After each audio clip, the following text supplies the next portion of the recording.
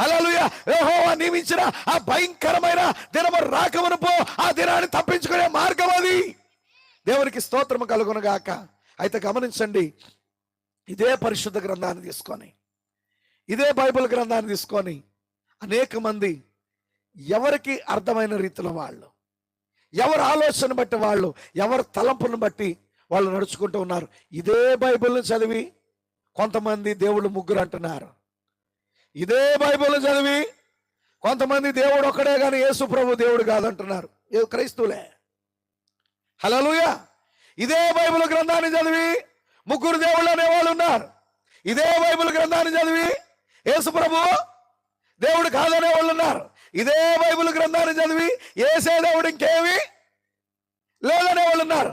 కానీ నా ప్రియమైన సోదరి సోదరులారా, ఏ దేవుని యొక్క వాక్యానికి ఏ వ్యక్తి కూడా సొంత అనువాదాన్ని ఇవ్వడానికి వీల్లేదు.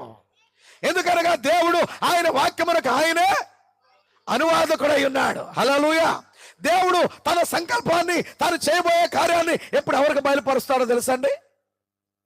దేవుని యొక్క వాక్యం సెలవిస్తుంది, బైబిల్ గ్రంథమే సెలవిస్తూ ఉంది.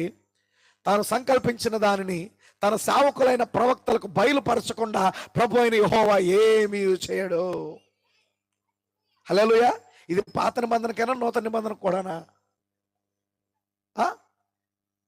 పాత నిబంధనకు మాత్రమేనా, క్రొత్త నిబంధనకు కూడానా? హల్లెలూయా.